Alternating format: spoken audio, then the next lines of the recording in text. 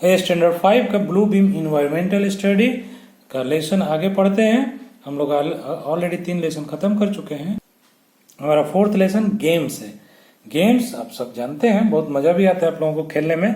तो गेम्स के बारे में आइए पढ़ते हैं, किस तरह के गेम्स इंडिया में या बाकी दुनिया में और भी क्या क्या गेम है। इसमें से बहुत सारे गेम आप खेलते भी होंगे और बहुत सारे गेम्स जिसका सिर्फ नाम सुने होंगे, बहुत सारे गेम ऐसे भी होंगे जिसका शायद नाम नहीं सुने हो। तो आइए देखते हैं क्या है। तो ये आपका गेम का लेसन। चलिए, a game is a physical activity that provides exercise to the mind and body. Game जो है हमारे लिए, हमारे बॉडी के लिए, शरीर के लिए एक शारीरिक क्रिया है, एक्टिविटी है, जिसे हमारे दिमाग और बॉडी को एक्सरसाइज होता है, उसकी कसरत होती है। It keeps us active and healthy. ये हम लोगों को एक्टिव और हेल्दी, स्वस्थ भी रखता है। There are 2 types of games. 2 तरह के गेम्स होते हैं mainly, indoor games and outdoor games. Indoor games are played in closed space like indoor courts, indoor stadiums और हाउसेस। इंडोर गेम जो है अंदर खेले जाते हैं, किसी भी बिल्डिंग के अंदर। वो बिल्डिंग में कोर्ट्स हो सकता है, इंडोर कोर्ट्स हो सकता है, इंडोर स्टेडियम भी हो सकता है, या घर भी हो सकता है। घर लाइक कोई बिल्डिंग हो सकती है, तो अगर उसके अंदर खेला जाए तो उसे इंडोर गेम्स कहते हैं। Table tennis and squash are indoor games. Table tennis और स्क्वैश इंडोर गेम है। We can play indoor games like ludo, chess, scrabble and carrom in our houses. तो इस तरह के कुछ गेम्स और भी हैं, जो लूडो, चेस, स्क्रेबल और कैरम, इनको भी घर में खेला जा सकता है। Outdoor games are played in the open. और आउटडोर गेम जो है खुले जगह में खेली जाती है। Most of this games require a large area to play. इसमें से अधिकतर खेलों के लिए बहुत बड़ा जगह चाहिए, बहुत बड़ा फील्ड चाहिए, मैदान चाहिए होता है खेलने के लिए। Cricket, football, hockey, basketball etc are played in big stadium. तो ये सब खेल बड़े स्टेडियम में खेले जाते हैं, आप जानते हैं, तो इसे आउटडोर गेम कहा जाता है। क्रिकेट, फुटबॉल, हॉकी, ये सब गेम आप जानते हैं। कुछ गेम्स जो होते हैं उनको इंडिविजुअल गेम्स कहा जाता है। Some games are played individually. कुछ गेम जो है निजी तौर पे खेला जाता है, एक एक आदमी खेलता है, तो उसे इंडिविजुअल गेम कहा जाता है। They are called individual games. Archery, badminton, shooting etc are some of the games that are played individually. तो ये कुछ गेम्स हैं जो इंडिविजुअल एक आदमी खेलता है, अकेले खेलता है। आर्चरी हो गया, बैडमिंटन, आर्चरी मतलब तीरंदाजी, बैडमिंटन आप जानते हैं, शूटिंग जो बंदूक से शूटिंग किया जाता है, इस तरह के गेम अकेले खेले जाते हैं। Earlier most sports were individual sports like chariot racing, archery, wrestling, gymnastics, running, jumping and throwing. तो शुरुआत में, पहले पुराने जमाने में जब खेल शुरू हुआ तो अधिकतर गेम जो थे वो इंडिविजुअल गेम थे, निजी गेम थे, एक एक आदमी के खेलने के लिए गेम थे। और उस समय में इस तरह के गेम खेले जाते थे, जैसे चैरियट रेसिंग जो दौड़ है, या चैरियट जो तांगे का दौड़ होता है, तीरंदाजी, रेसलिंग, ये सारे गेम्स अकेले खेला जाता है या खेला जाता था। In these sports, players participated as individuals and won by dint of their own talent and hard work. तो इन सब गेमों में, इन सब खेलों में जो प्लेयर होते थे वो अकेले शामिल होते थे और अपने प्रतिभा के बल पर और अपनी बहुत ही कड़ी मेहनत से इन खेलों को जीतते थे। In modern times also there are a number of individual games like billiards, golf, bowling, cycling, motor racing etc in which players can participate as individuals. तो आज के दौर में भी, मॉडर्न जमाने में भी कुछ गेम्स हैं जो इंडिविजुअली खेले जाते हैं। तो जैसे कि साइकिलिंग हो गया, बिलियर्ड्स हो गया, गोल्फ हो गया, इसमें एक एक प्लेयर ही खेलते हैं और अकेले ही जीतता या हारता है। इंडिविजुअल के बाद आता है नंबर टीम गेम्स का। समूह में जो गेम खेली जाती है, जैसे कि एक नहीं, अकेला नहीं, इंडिविजुअल नहीं, कुछ लोग, कुछ प्लेयर्स एक साथ खेलते हैं। Team games are played between 2 teams that compete with each other to win a game. तो टीम गेम जो है एक समूह में खेला जाता है, जो 2 टीमें होती है वो आपस में भिड़ती हैं और एक दूसरे से जीतने और दूसरे को हराने का कोशिश करती हैं। इन सब गेमों में, टीम गेम में आ जाता है football, cricket, hockey, basketball, volleyball etc या सम टीम गेम्स। ये सारे गेम्स टीम गेम्स है। इसको अकेले नहीं खेला जाता है, इसको टीम के द्वारा खेला जाता है या टीम बनाकर खेला जाता है। Team has a definite number of players. एक टीम में निश्चित संख्या में प्लेयर्स होते हैं, खिलाड़ी होते हैं, और उसी से खेल खेला जाता है। In every team there is a captain. हर टीम में एक कैप्टन भी होता है, कप्तान होता है, वो लीड्स द टीम, जो टीम को लीड करता है। It is the duty of a captain to take decision on behalf of the entire team. The captain also makes sure that all the team members remain friendly with each other and cooperate during the games. तो captain का क्या होता है? Decision होता है। जो भी team के लिए डिसीजन लेना होता है वो कैप्टन ही फैसला लेता है कि हमारी टीम क्या करेगी, कैसे खेलेगी, और उसका ये भी काम होता है कि सारे टीम मेंबर्स को एक करके रखे, एकता बना के रखे, जिससे कि गेम को जीतने में आसानी हो और खेल को आसान बनाया जा सके और मजेदार बनाया जा सके। In the most games there is a umpire और a referee who judge the game and take care that the game is played in a fair manner and according to the rules. तो हर game में करीब हर game में एक referee होता है या umpire होता है, जिसे आप लोग कहते हैं। वो इसलिए होता है कि वो निश्चित कर सके, वो फिक्स कर सके कि गेम जो है बिल्कुल निष्पक्ष हो रहा है, कोई किसी के साथ बेईमानी, दगाबाजी नहीं कर रहा है, और कौन जीता कौन हारा इसका भी फैसला रेफरी और एम्पायर के हाथ में होता है। Mixed teams of boys and girls in schools, boys and girls together play different games.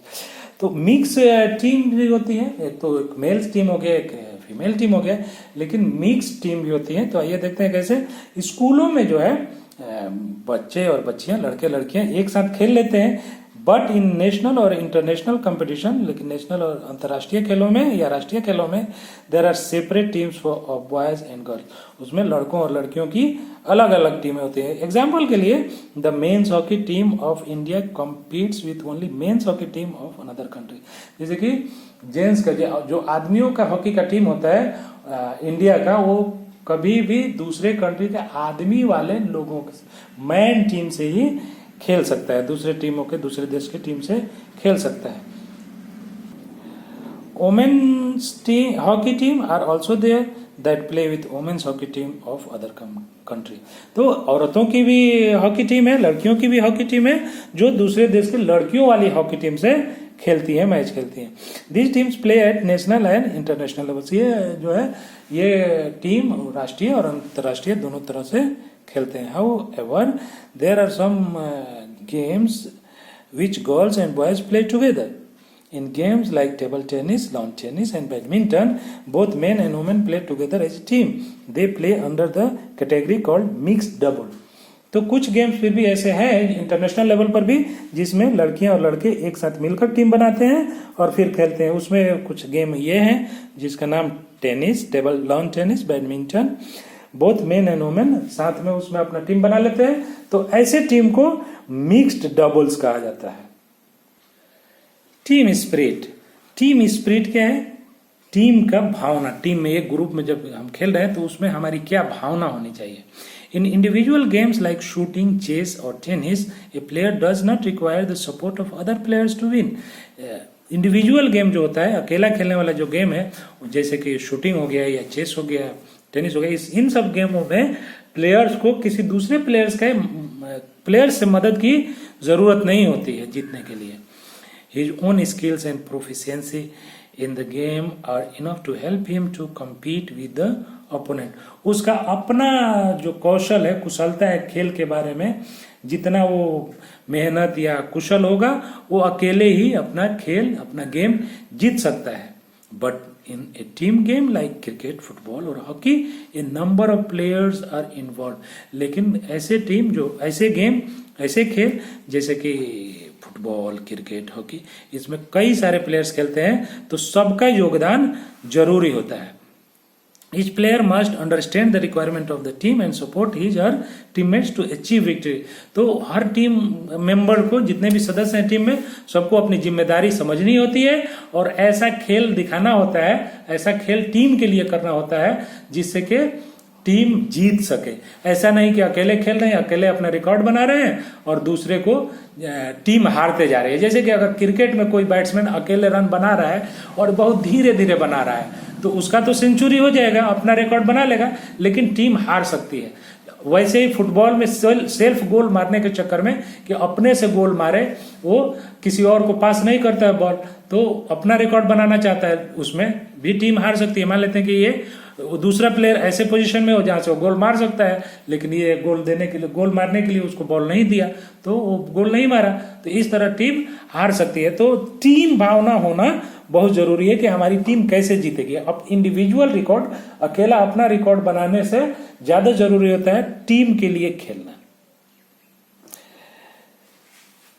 Team spirit means all the members of team play for the team without aiming at individual record. ये भी आपको बताया कि अकेला record बनाने के बारे में नहीं सोच के टीम को जिताने के लिए खेलना चाहिए। Team spirit aims to developing trust and companionship among the team members and loyalty to the team. तो टीम स्पिरिट जो है वो ये एम होता है उसका कि कंपेनियनशिप अपने साथियों के साथ बनी रहे और टीम के साथ वफादारी भी बनी रहे। In team games there is a captain in each team who is chosen on the basis of his her merits and performance। Her team game के लिए एक कैप्टन होता है जो अपने मेरिट के बल पे आगे आता है और उसको चुना जाता है। Team captains have a great responsibility then the other players. Team captain को ज्यादा जिम्मेदारी होती है, दूसरे प्लेयरों से ज्यादा जिम्मेदारी टीम का जो कैप्टन होता है उसकी होती है। दे plan the strategy of the games in consultation with their team members. They should treat all the team members equally and give them due regard। Team captain जो है अपने बाकी साथियों से राय लेकर और टीम का स्ट्रेटजी बनाता है कि जीतने का क्या तरीका है, हम कैसे जीतेंगे, और सारे टीम मेंबर्स का बराबर इज्जत करना चाहिए उसको। अगर वो इज्जत नहीं करेगा तो बाकी टीम मेंबर भी उसका सपोर्ट नहीं करेंगे। They should not favour any players unduly. तो और किसी प्लेयर्स को फेवर नहीं करना चाहिए, उसके तरफ से बियास नहीं होना चाहिए, तरफदारी नहीं करनी चाहिए। They should encourage their team members and help them in giving their best. और उनको अपने टीम मेंबर का हौसला बढ़ाना चाहिए और उनको इस बात के लिए हौसला देना चाहिए कि वो अपना सबसे बेहतर से बेहतर प्रदर्शन कर सकें। They should guide them properly. और उनको सही रास्ता भी दिखाना चाहिए। अगर कहीं से कोई प्रॉब्लम आ रहा है, फॉल्ट आ रहा है, तो सही रास्ता बताकर कि इसको कैसे ठीक किया जा सकता है। Benefits of playing game. तो खेल खेलने के फायदे क्या हैं? Games are important for our physical fitness. हमारे शरीर की फिटनेस के लिए, फिट रहने के लिए, स्वस्थ रहने के लिए गेम्स बहुत ही जरूरी है, महत्वपूर्ण है। Games involve mental and physical exercise and keep us healthy. Game जो है हमारा मेंटल, दिमागी तौर पे भी एक्सरसाइज करता है और शारीरिक एक्सरसाइज भी करता है और हमें स्वस्थ रखता है। Team games teach us how to cooperate with each other. और जो टीम गेम होते हैं उससे हमको ये सीखने को मिलता है कि हम एक दूसरे को कैसे कोऑपरेट कर सकते हैं, कैसे सहायता कर सकते हैं। Games teach us to take responsibility for our action. और गेम जो है हमारी जिम्मेदारियों को सिखाता है कि किस जिम्मेदारी में कैसे हम एक्शन ले सकते हैं, क्या काम कर सकते हैं। Games teach us to abide by rules. और गेम जो है हमें कानून को मानने के लिए, हर कायदा कानून को मानने के लिए भी सिखाता है। Games teach us values like goals setting, dedication, motivation and team work. Game से हम लोगों को ये सारी चीजें भी सीखने को मिलती हैं, जैसे कि हम कैसे मोटिवेट होते हैं किसी चीज के लिए, टीम वर्क कैसे करते हैं मिलजुल के, और कैसे गोल अपना सेट कर सकते हैं, कैसे अपना एम सेट कर सकते हैं। Games unite people and foster patriotism. और गेम जो है हमारा एकता भी सिखाता है। जब हम टीम में रहते हैं तो एक तरह से एकता हमको छोटे लेवल पे से होती है और यही हमको राष्ट्रवाद भी सिखाता है। Games improve our confidence and strengthen our determination. और गेम जो है हमारा कॉन्फिडेंस, आत्मविश्वास भी बढ़ाता है, मजबूत कर, और हमारे निश्चय को भी दृढ़ करता है या दृढ़ निश्चय बनाता है, मजबूत सोच वाला बनाता है। National teams and national games. तो a national team consist of players from different parts of the country. National team जो है, राष्ट्रीय टीम, कंट्री के, देश के अलग अलग हिस्सों से प्लेयर को चुनती है और एक टीम बनाती है। They may belong to different regions, speak different language, follow different culture but when they play in a national team they have only one identity and that is of the nation which they represent. तो ये जो है लोग जो अलग अलग जगहों से अलग अलग एरिया से चुने जाते हैं वो हो सकता है कि अलग भाषा बोलते हों, अलग तरह के कल्चर फॉलो करते हों, उनका रहन सहन अलग हो, उनका खान पान अलग हो, उनकी बोली विचार अलग हो, उनकी पहचान अलग हो, लेकिन जब वो नेशनल टीम में आते हैं, राष्ट्रीय टीम में आते हैं तो उनका बस एक ही पहचान होता है, वो जिस नेशन से, जिस राष्ट्र, जिस देश से, देश के तरफ से वो खेल रहे होते हैं, बस उनका वही देश ही पहचान होता है और उसी देश के प्लेयर कहे जाते हैं, किसी खास रीजन के नहीं. When a national team wins an international tournament, the whole nation celebrate their win and as their own. जैसे ही कोई देश इंटरनेशनल लेवल पर अंतर्राष्ट्रीय टूर्नामेंट जीतती है, जैसे वर्ल्ड कप हो गया, ओलंपिक हो गया, तो इस तरह के जगहों पे जब ये टीमें जीतती हैं तो पूरा देश में जश्न का माहौल होता है, पूरा देश जश्न मनाता है कि हमारा देश जीता है. Thus games unite the people of a nation. इस तरह गेम लोगों को भी में भी एकता बनाता है, एकता एक रहने की प्रेरणा देता है. National games represent whole nation and are considered to be an intrinsic part of the national culture. National game, राष्ट्रीय खेल किसी भी देश का, किसी भी चीज का अंदरूनी जो कल्चर होता है उसको वो दिखाता है. जो भी उसकी प्रथाएं होती हैं, कैसे लोग हैं, वो उसके हिसाब से ही उस देश का नेशनल गेम या राष्ट्रीय खेल चुना जाता है. Hockey is the national game of India. Hockey India का राष्ट्रीय खेल है. India has own 8 gold medals in hockey in Olympic games. India जो है 8 गोल्ड मेडल अब तक जीत चुका है ओलंपिक में. Here are the national games of some other country. नीचे कुछ पिक्चर्स में आपको दिए गए हैं दूसरे कंट्री के नेशनल गेम. तो कबड्डी जो है बांग्लादेश का है, फुटबॉल ब्राजील, ऐसे ही आप इसको पढ़ सकते हैं. चलिए आगे बढ़ते हैं. ये तो आप देख लिए बड़े बड़े गेम, लेकिन लोकल गेम्स क्या होते हैं? स्थानीय गेम, ऐसे गेम जो बहुत दूर दूर तक तो नहीं खेले जाते हैं, बहुत पहचान नहीं पा सके हैं, लेकिन लोकल जगहों पे स्थानीय लोगों में बहुत ही इंटरेस्ट से और बहुत ही जोश खरोश के साथ खेला जाता है, बच्चों हों या बड़े हों. तो ऐसे गेम्स में आइए देखते हैं क्या क्या है. Local games are traditionally played by the local people in a particular region. They may not be played at national और इंटरनेशनल लेवल. तो लोकल गेम, स्थानीय गेम परंपरागत तौर पे हर जगह में खेला जाता है. हर जगह का अलग अलग पारंपरिक गेम है, खेल है, तो जो कि अंतर्राष्ट्रीय राष्ट्रीय स्तर पे नहीं खेला जाता है, सिर्फ स्थानीय लोग मिलजुल कर खेलते हैं. चलिए सबसे पहला नंबर है, अपना ही गेम है, अपने यहाँ के बिहार में बहुत ज़्यादा मशहूर है, gilli danda. Is the one of the most popular street game in India. ये गिल्ली डंडा बहुत ही मशहूर खेल है लोकल एरिया के लिए या लोकल खेलों में. इट इज प्लेड बिटवीन 4 और मोर प्लेयर्स. ये 4 या उससे अधिक खिलाड़ियों के बीच भी खेला जाता है. Gilli danda is similar to cricket और baseball in content with a little difference in game equipment. तो ये क्रिकेट और बेसबॉल के तरह ही खेला जाता है, लगभग मिलता जुलता है, और उसके इक्विपमेंट्स बस अलग हैं, थोड़े अलग हैं और थोड़ा सा रूल्स अलग है. The gilli is a smaller version of a ball which is no longer than 3 inches. Gilli जो है बॉल का ही वर्जन है, बॉल के तरह ही, जैसे बॉल को मारा जाता है गिल्ली डंडा में गिल्ली को मारा जाता है, तो उसका एक छोटा सा साइज है जो कि करीब 3 इंच का होता है, 3 इंच से बड़ा नहीं होता है.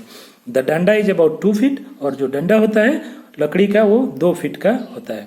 And is use as a bat to strike the gilli. इससे बैट की तरह, जैसे बैट से क्रिकेट में मारा जाता है, वैसे इसमें गिल्ली को डंडा से मारा जाता है. Camel racing. Camel racing is a popular traditional sport of Rajasthan.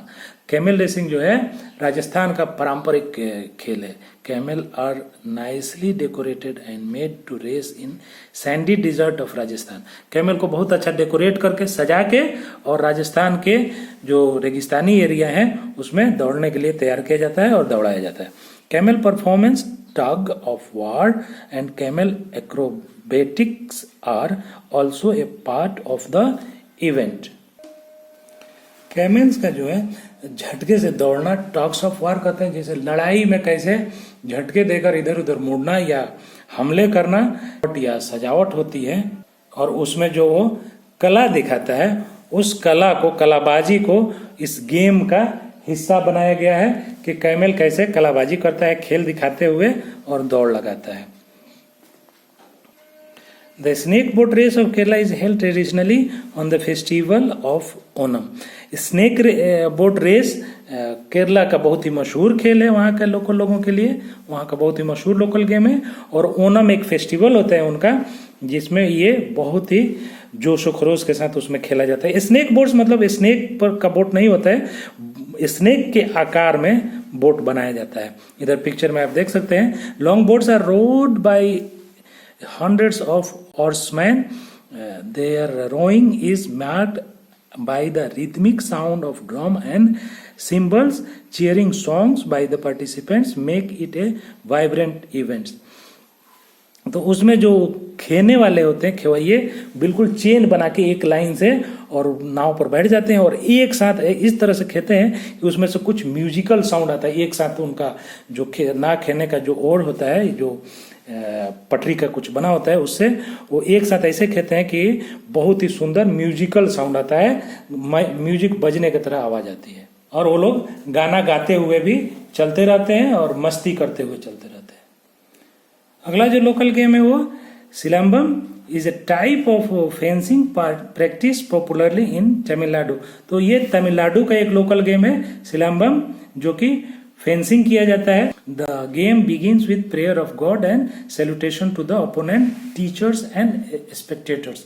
Game का शुरुआत करने का जो सबसे अच्छा तरीका ये है कि वो ओपोनेंट जो होते हैं, जो खिलाफ पार्टी होता है, उसको सैल्यूट किया जाता है, उसको नमस्कार करते हैं, गॉड का प्रेयर करते हैं और टीचर्स को जो दर्शक है उनका, और फिर गेम शुरू होता है। The players try and touch earth others body with A staff. और प्लेयर्स जो है वो जमीन को छू के और मिट्टी को छू के अपने माथे पर, अपने सीने पे लगाते हैं और खेल को शुरू करते हैं। नीचे कुछ पॉपुलर ट्रेडिशनल गेम्स भी हैं जो पारंपरिक तौर पे खेले जाते हैं गेम्स। वो some traditional local games were initially played in particular region only but later they got recognized and are now played at national and international level. तो कुछ ऐसे गेम हैं जो लोकल तौर पे, पारंपरिक तौर पे खेले जाते थे, लेकिन अब उसको नेशनल, राष्ट्रीय और अंतर्राष्ट्रीय मान्यता भी मिल चुकी है और अंतर्राष्ट्रीय लेवल पे खेला भी जाता है। जैसे kho kho is a simple game which help in developing sportsmanship, discipline and team spirit. Kho kho जो है एक तरह का गेम है जो टीम स्पिरिट और स्पोर्ट्समैनशिप, खेल भावना बनती है। In this game the members of one team kneel in the middle of the court in a row.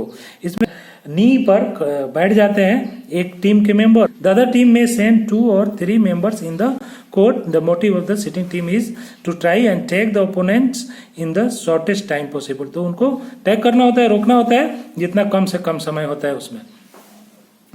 Kabaddi is played between 2 teams that occupy opposite halves of the field and take turns sending a player as a raider into the other team's half. तो कबड्डी जो है एक खेल है जिसमें field को 2 हिस्सों में बांट दिया जाता है।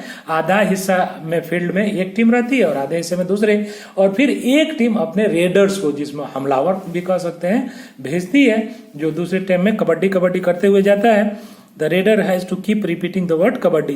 कबड्डी कबड्डी उसको बोलना रहता है and not break the chant till he is back into his own side. और उस वक्त तक उसको सांस टूटना नहीं चाहिए जब तक कि वो वापस अपने खाने में, अपने घर में नहीं आ जाए या अपने साइड में नहीं आ जाए।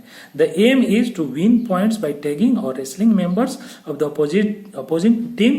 The other team tries its best not to allow the raiders to go back. तो इसमें दूसरी टीम जो है कोशिश करती है कि वो रेडर्स वापस नहीं जाए अपने घर में, अपने फील्ड में, और दूसरा टीम जो है उसको टैग करके, छू के उसको भागना होता है अपनी वापस टीम में। तो इस तरह वो पॉइंट्स बनाता है। यहाँ पे बेन शेयर है जो कहता है कि kabaddi is also known as hututu in South India. South India में इसे हुतुतु के नाम से भी जाना जाता है। In East India men's kabaddi is known as hadudu and women's kabaddi as chukitkit. तो ये अलग अलग नाम है लेकिन खेला एक ही तरह जाता है, कबड्डी है। Archery is a practised all over India. Archery जो है तीरंदाजी पूरे इंडिया में प्रैक्टिस किया जाता है, खेला जाता है। It is an individual game, ये एकल गेम है, एक आदमी का खेलने का गेम है। The players aims his arrow at the target. Player जो है अपना तीर को निशाने पे लगाता है। The inclusion of archery in international game led to the commercial development of the new forms of the bow. तो इसको जब इंटरनेशनल बनाया गया तो इससे इसको खेल को आगे बढ़ने में मदद मिली और तीर को भी अलग अलग शेप में मॉडिफाई होने लगा। अगला गेम है martial arts means practice concern with the skill of combat. Martial art में जो स्किल होता है, जो कुशलता होती है, वो कम्बैट करने का, हमला करने का और उसे रोकने का होता है। These are practice for various region like self defence, competition, physical health and fitness. इसका अलग अलग कारण है इसको प्रैक्टिस करने के लिए। उसमें सेल्फ डिफेंस भी है, आत्मरक्षा। अगर आप लड़ाई करना जानते हैं तो आत्मरक्षा भी कर सकते हैं, कंपटीशन भी कर सकते हैं और फिजिकल हेल्थ, फिटनेस भी होता है इससे, खेल से। It refer to the fighting skill developed in different countries over the century. इसका जो रेफरेंस है वो फाइटिंग स्किल है, लड़ाई करने का जो तरीका है अलग अलग कंट्रीज में, उससे ये लिया गया है। Martial arts originated from ancient war skill but now most of them are practice as a way of life to have a discipline mind. इसको जो है पहले पुराने जमाने में लड़ाई के तरह देखा जाता था, इससे लड़ाई होती थी मार्शल आर्ट से, लेकिन आजकल इसको सिर्फ सेल्फ डिसिप्लिन और एक्सरसाइज तक ही सीमित कर दिया गया है। इससे अब लड़ाई का कोई मतलब नहीं रह गया है, इससे लड़ाई अब नहीं होती है, अब गोली बंदूक से लड़ाई होती है। Some forms of martial arts are connected with religion while others are used for self-defense। कुछ मार्शल आर्ट रिलीजन, धर्म से भी जुड़े हुए हैं और कुछ जो है वो सेल्फ डिफेंस के लिए होते हैं। Judo Japan, karate Japan and taekwondo Korea are famous martial arts.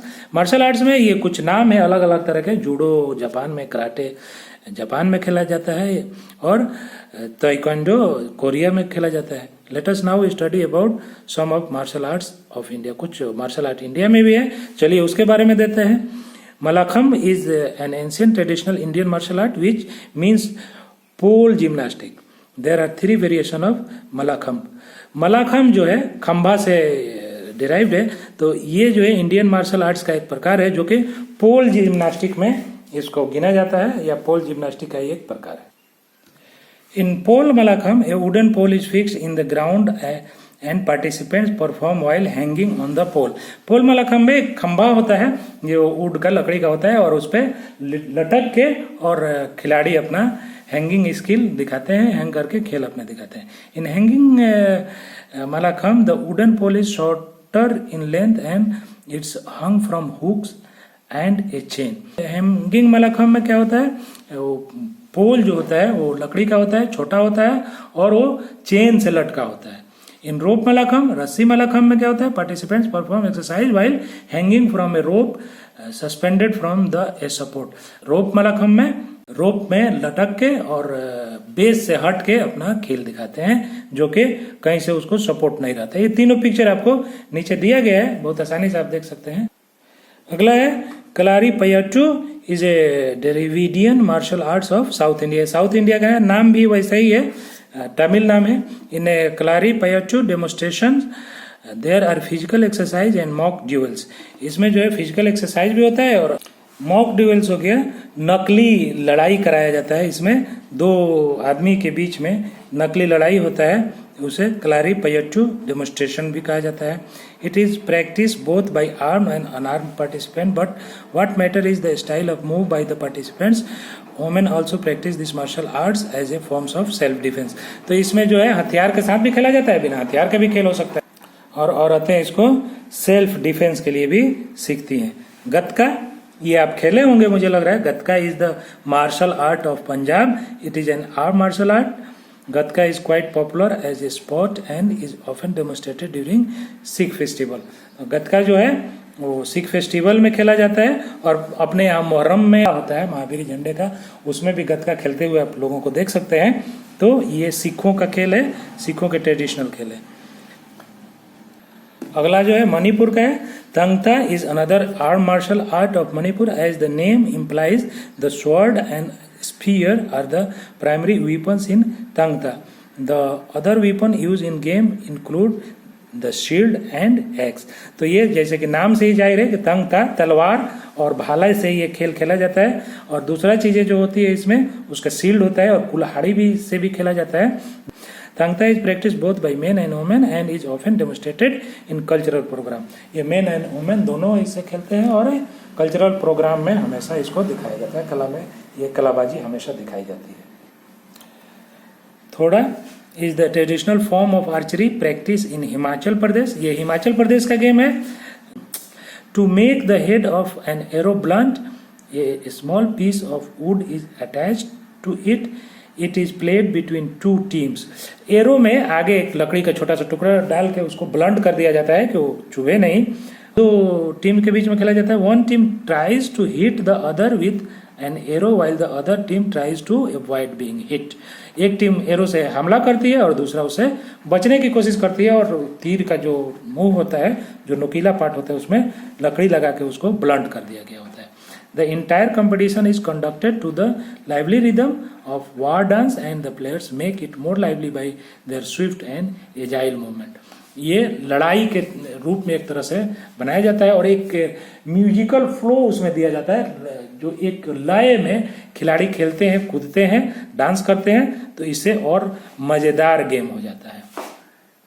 Video काफी लंबा हो गया है, चलिए जल्दी से रिकलेक्शन देख लेते हैं। तो 4-5 लाइन है शायद। ये game is a physical activity that provide. ये सारी चीजें आप लेसन में पढ़ चुके हैं, तो छोड़िए इसके थ्रू हम नहीं जाएंगे। बाकी आपको ये कुछ टिक द राइट ऑप्शन है और फिल इन द ब्लैंक्स है, तो सामने दिया गया है, उसमें से चुन के आपको भरना है। ऑब्जेक्टिव क्वेश्चन है, 1 वर्ड क्वेश्चन है, तो ये सारे आपको खुद से करना है। जहां नहीं समझ में है वहां से पूछना है, फोटो खींचकर और पूछना है। Thank you. यही लेसन समाप्त करते हैं। वीडियो को लाइक कीजिए और अभी तक आपने चैनल सब्सक्राइब नहीं किया है तो सब्सक्राइब